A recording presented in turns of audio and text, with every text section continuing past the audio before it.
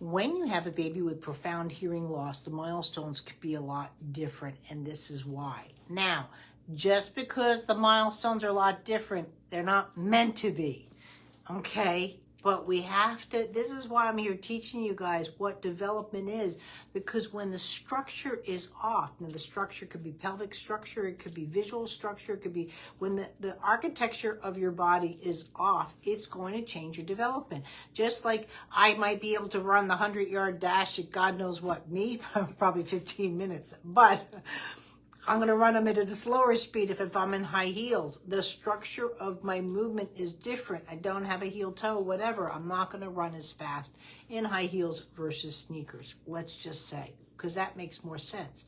So when I'm doing my milestones, vision is the first one that sort of connects the topical milestones, the topical senses. Your topical senses are your smell and your touch and your hearing and your sight and your taste, right? These are your topical senses. Now your subtopical senses or your subsenses are like your sense of balance, your sense of pain, your sense of temperature, your sense of spatial orientation, right? These are things that happen in the sub areas of your system, because my spatial orientation from elbow to hand, versus eye hand, all the different topical senses come into play.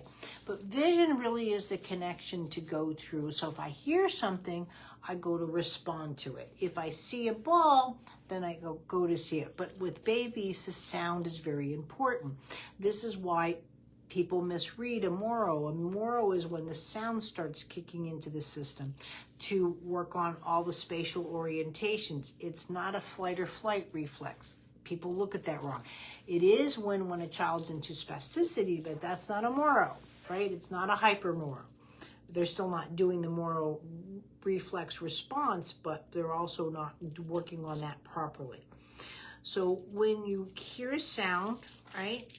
And then I go to see it. Now, depending on your child, and this is where you should have been taught these evaluation skills, but I know you're not, so that's why you're here, is what you need to do then is to have, let's say, something visually here, and then you might have to come in really close or much louder depending on the hearing responses. Now, I don't know if your child's going to get cochlears or not. Usually they have to try hearing aids first, even though if the child's profound hearing loss.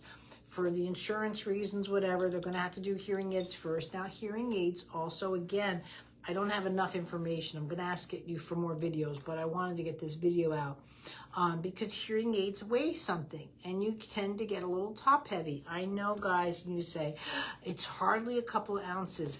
Babies aren't meant to wear stuff. We're really not either. I can tell you right now, these little sets of glasses, even if I lie it right here on your shoulders, it's going to affect your movements. It just will, because this doesn't have rotational responses. It's an inanimate object, and now my system has a lift variation. But especially if you're really tall and you've had bad glasses and they fall off your nose, then you start holding your head up. These little suckers will change you. So will hearing aids. And so I'm not saying don't use the hearing aids, and cochlears will change too, because now you have brain surgery and so forth. These are just the progressions that you need to know for profound hearing loss and development. So yes, you should have had rolling over, but this is where I'm going to ask for a couple of more videos, because rolling over is about 2.5 to 3 months. But usually, I see a ball and I want to go, or I hear a sound and I'm on my belly, and I'm on my back. But also too, depending on the hearing loss or what's going on with the ears, so I want a little bit more information. Is it due to fluids? Because it could be a bit of nausea. We really don't do stuff without eye sound coordination. Now, you have eye coordination, so no matter what, you have the eyes, but then you have the sound. Now, my son, because he was visually impaired due to his infection, he's an auditory processor. If he's learning something new, he goes auditory. Now, everybody says pay attention. He is paying attention with his ears. And now once he's learned it once, then the eyes will come around. That's just the way he processes information. So he takes his eyes out of it, and that affects his movements that way. So again, this is what you're here for, is to learn how to evaluate your child for movement and where they're at.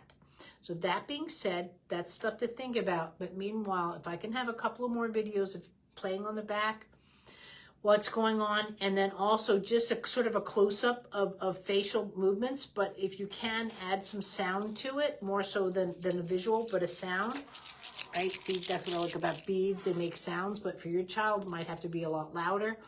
And just see if we're more here with the sound, or we hear a sound and we're looking. Because I have to see where the eye hearing is set up within the system to help you work on your milestones. Thanks.